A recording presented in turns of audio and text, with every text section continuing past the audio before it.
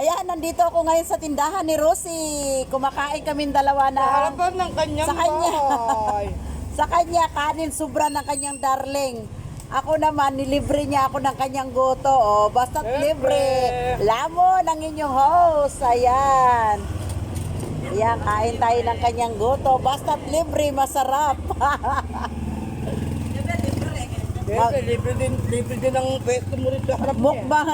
Mukbang tayo ng goto. Ayan, si Maring naman, Rosie, nagmumukbang I'm back. ng pakbet. Ay, yung Yes. patayin mo nga yung yung pahinaan mo lang yung music, yung ating music, di ba? Music in the sunlight. Alam nyo naman. Mukbang tayo, mukbang.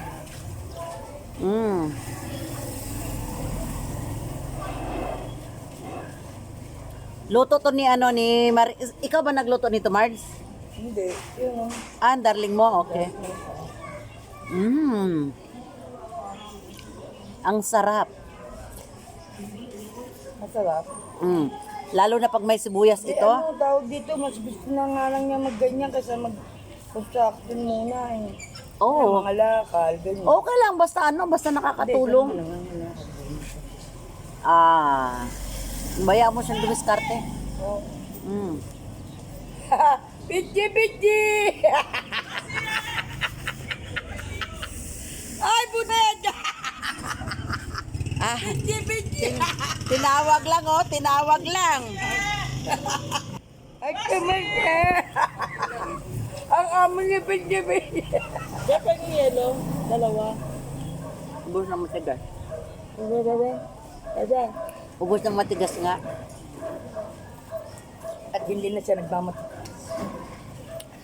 Ano, gusto mo, hipuin mo, patigasin mo. Bibigyan kita. Ano ulam mo, Rosie?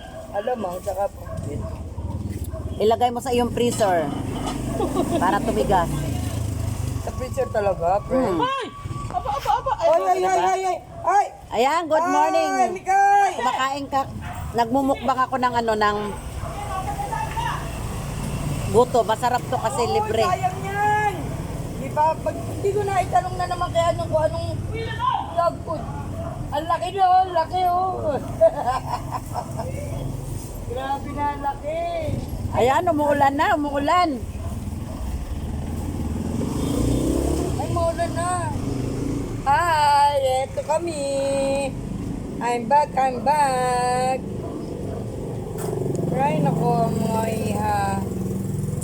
Tumitingin si Maring Praises Roses sa kanyang listahan sa mga utang or pinapautang pala. Hindi naman ko. Sadyang sa anak ko to. Hindi na aking pera yun. Hindi ka utang ko na yan. Kaya wala na, bus na. Siyempre, anak ko naman yung utang ko. Nung utang nga sa akin yung mga yan, ganun din ko. Anong utang ko rin sa kanila ba? Ganun ang naningin nito. Hi! Masarap pala pagka mag-vlog, maganda kasama mo. Baka pa ako matanda sa kanya, no? Diba? 50 lang ako. At saka sa susunod, hindi ako satisfied sa sinabi ko ngayon. Yung true story ko. Diba? Pag nasa mood ka na, gagawa tayo.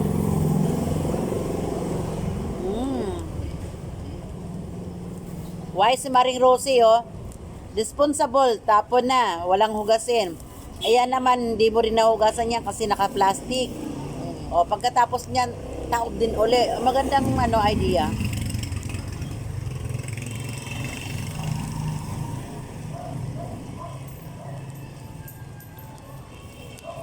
Ito ang magandang idea para walang hugasin. Ayan, malinis. O, di ba? Pagkatapos niyan, yan, ito na lang ang itatapon mo. Tapon na yan. Ito, malinis pa siya.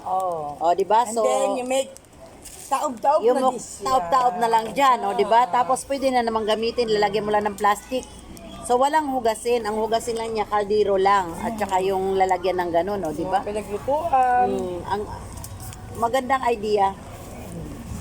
So, tapon natin to the trash can. Kung kita ka kasi maganda yung ano, tayo sila sa tapat niya. Tapat ako ng bahay nila nagtitinda. Oh, so ayan, yung ating panahon ngayon ay yung ating ulan. Umuulan yung ating panahon, ang pangit ng panahon. So ayan.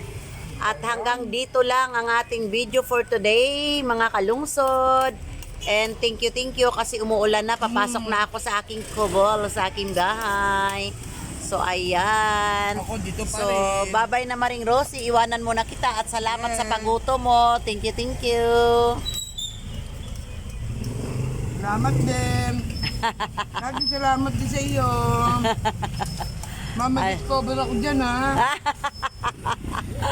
Ayan, so lumalakas ang ulan, tayo ay papasok na. Ayan, yung ating palibot ngayong panahon na to, grabe ang ulan na.